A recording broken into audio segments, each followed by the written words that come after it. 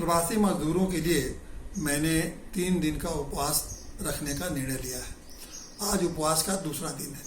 अब मैं आज सोचता हूँ कि क्यों नहीं प्रवासी मजदूरों से सीधे मैं बात करूँ कि उनके लिए मैं क्यों उपवास रख रहा हूँ, उनकी समस्याओं का जो सामने आएंगी, अभी कुछ आज हैं कुछ आने वाली हैं, तो कैसे उनकी समस्याओं का समाधान किया जाए। तो मैं कहूँगा कि प्रवासी मजदूर भाइयों, एक तो आप समझ लीजिए कि ये तो आप विकट समस्या का सामना कर रहे हैं।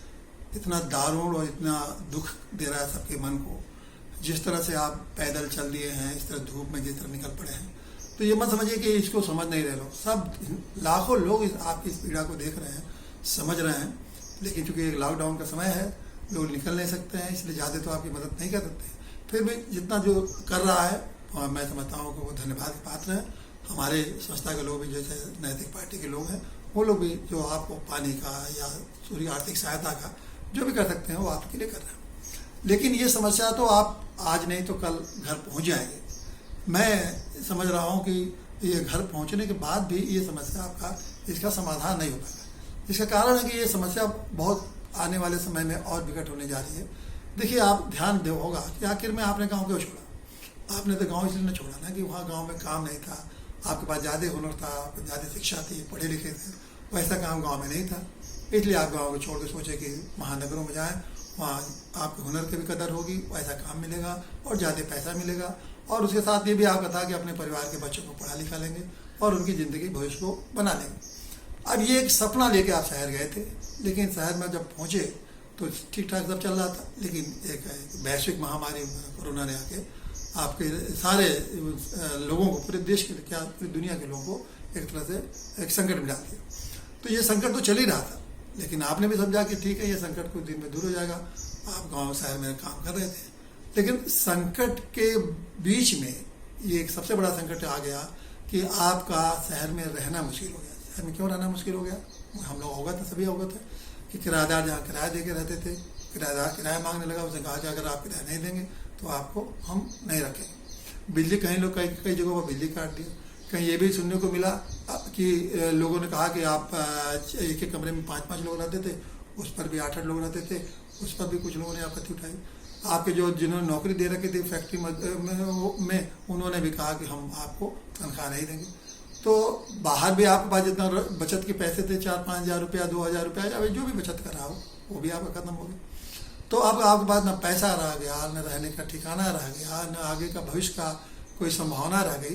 तो फिर भी आपने सोचा कि लॉकडाउन है, पहले लॉकडाउन जब 3 हफ्ते का हुआ तो आपने सोचा कि हम इसमें अपना किसी तरह गुजारा कर लेंगे, इसके बाद चीज़ें सुधर जाएंगी। लेकिन चीज़ें सुधरी नहीं। अब ये समस्या तो और बढ़ती गई। सरकार को जो व्यवस्था करनी थी कि आपको उन शहरों में जहाँ आप रह रहे थे वहाँ खाना पहुँचाना, आपको मकान से कोई न निकालने पावे, आपके रोजगार की गारंटी न हो, सहायता, आर्थिक सहायता मिलनी चाहिए, तो सरकारों ने तो ऐसा किया नहीं। चाहे राज्य की सरकारों ने और केंद्र ने भी ऐसी कोई व्यवस्था, केंद्र सरकार ने भी ऐसा नहीं किया जिससे कि आपकी ये सब सुविधा आपको जो मिल रही थी वो आपकी चालू रह सके। तो आपके लिए, और वहाँ से आपको घर भेजने की भी लिए बंदिश थी कि वहाँ से आप निकल नहीं सकते हैं। तो एक तो आपका सपना वहाँ ख़त्म ही हो गया था शहर में, और गांव जाने की व्यवस्था नहीं थी। तो अब हुआ क्या कि आपके लिए मजबूरी थी कि आप तो जीने मरने का सवाल आ गया, वहाँ भी जिंदा नहीं रह सकते। तो आपने सोचा कि चलो यहाँ तो हम शहर में जिंदा रह नहीं सकते, तो चलो शहर रास्ते में निकल पैदल गाँव में चल दिए। ये बताइए कितना ये बड़ा फैसला आपने लिया। मैं आपके संकल्प को सलाम करता हूँ। मामूली कितना बड़ा संकल्प लिया। क्या कल्पना करते थे हज़ारों किलोमीटर की यात्रा करके कोई पैदल जा सकता है आज के दिनों में? लेकिन आपने इतना संकल्प लिया और निकल पड़े।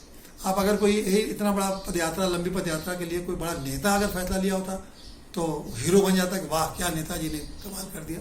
नेताजी का जगह जगह अभिनंदन होता, नेताजी की जगह जगह स्वागत होता, नेताजी बड़े बड़े भाषण देते। लेकिन आपके साथ क्या हुआ? आप इतनी लंबी यात्रा के लिए निकले तो न कहीं पानी की व्यवस्था, न खाने की व्यवस्था, न कहीं दवाई की व्यवस्था। रास्ते में जो लोग आपके साथ मर गए वो रास्ते में एक्सीडेंट से मर गए, वहीं रह गए। बहुत साथी छूटते गए, बीमार होते गए, लेकिन आप चलते रहे। सारी वेदना तकलीफ सहते सहते आप चले, गाँव पहुँचे। गाँव में आपको वहाँ निश्चित रूप से, क्योंकि आप बाहर से आए थे, तो आपको क्वारंटाइन किया गया 14-15 दिन में। वहाँ भी आपने एक तकलीफ झेली। उसके बाद अब ये जो समस्या पर मैं चर्चा करना चाहता हूँ आपसे कि ठीक है आप वहाँ तक पहुँच गए, लेकिन गाँव में रोजगार है कहाँ? तो गाँव में तो रोजगार कोई देगा नहीं।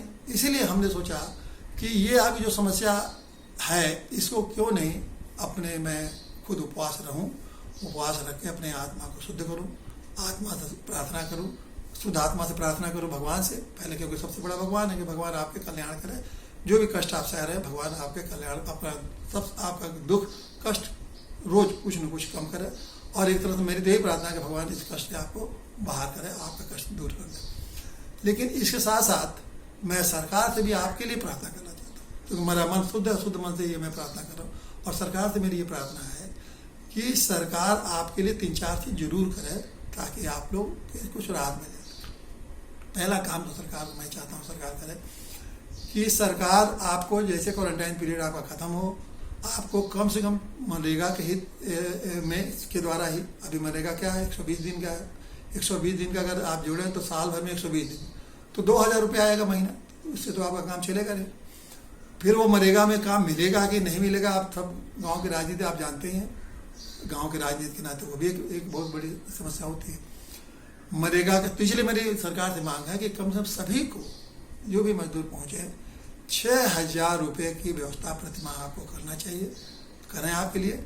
और इसके लिए जो भी आपसे काम करना चाहिए, जैसा भी सरकार काम करे, सरकार के पास तमाम योजनाएं होती हैं, सारी योजनाएं का काम इस समय शुरू कर दें ताकि आपको 6-6 हज़ार रुपये कहीं से भी वो ला कर दें। और उसके आपसे जितना भी चाहे आप काम करें। आप सब कोई मामूली लोग नहीं हैं, मैं इसलिए कहता हूँ। आप शहरों में अपने हुनर से आप कमाते थे, सबके पास कोई ना कोई हुनर है। अब वो बात नहीं है कि आपसे खेत कोड़ने का काम लेने की जरूरत है, आपसे बात तमाम हुनर है।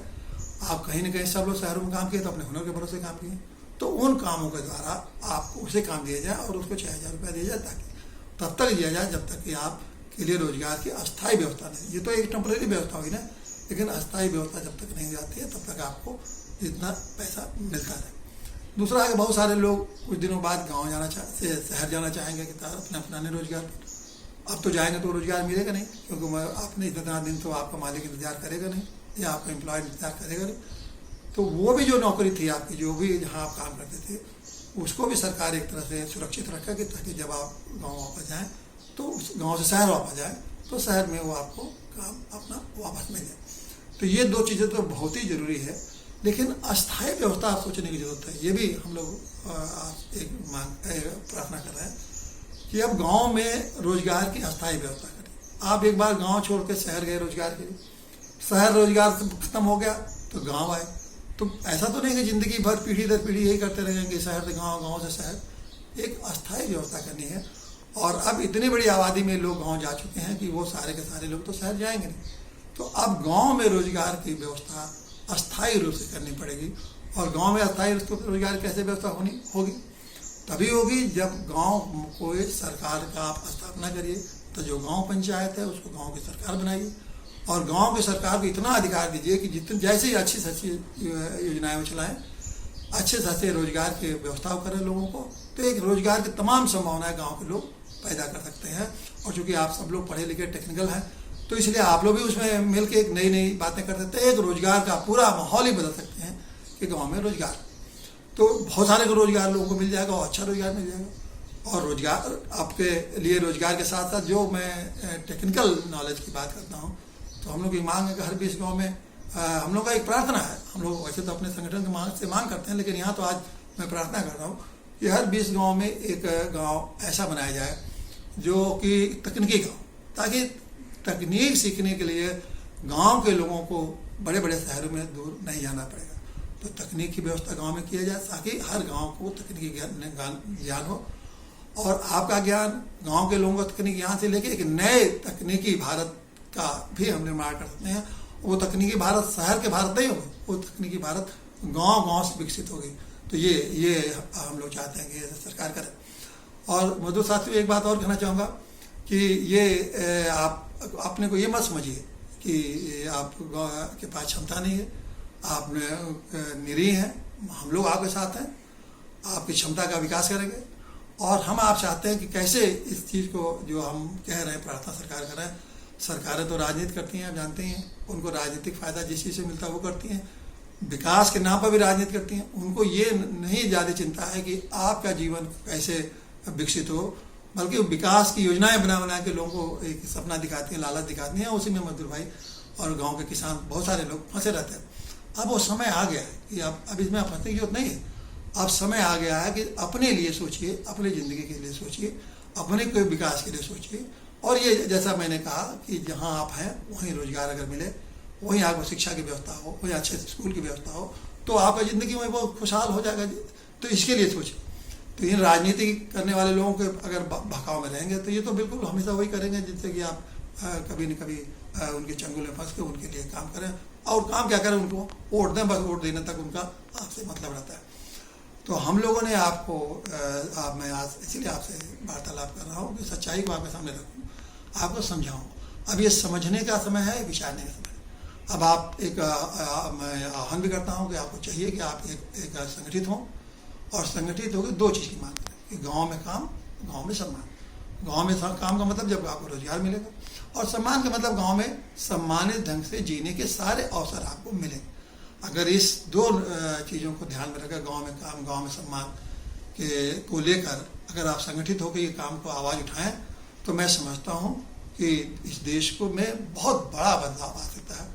मैं आपके साथ हूँ, मैं आपकी आवाज़ को उपवास करके उठा रहा हूँ, और ये वादा करता हूँ कि आप अगर संगठित होंगे तो आपकी आवाज़ हर स्तर पर उठाने की कोशिश करूँगा, और आपको गांव में ही काम, गांव में ही सम्मान दिलाने के लिए जितनी भी मुसीबतें हमको झेलनी पड़े वो मैं आपके साथ झेलूँगा।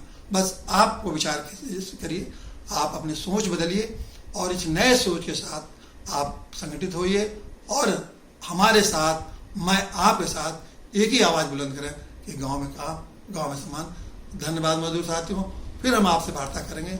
आज उपवास का दूसरा दिन था, कल उपवास का तीसरा दिन होगा, फिर हम कल भी आपसे बात करेंगे और अन्य बातों के बारे में बताएंगे कि आपको अब क्या करना। एक बार आपके लिए शुभकामना। आप स्वस्थ रहें, आप सुरक्षित रहें, और अपने अपने घरों पर पहुँच के वहाँ एक नया भारत बनाने की कोशिश करें। अपने जीवन को नए ढंग से आप विकसित करने की कोशिश करें, नई ऊंचाइयों को आप हासिल करें। यही मेरी शुभकामना है। धन्यवाद।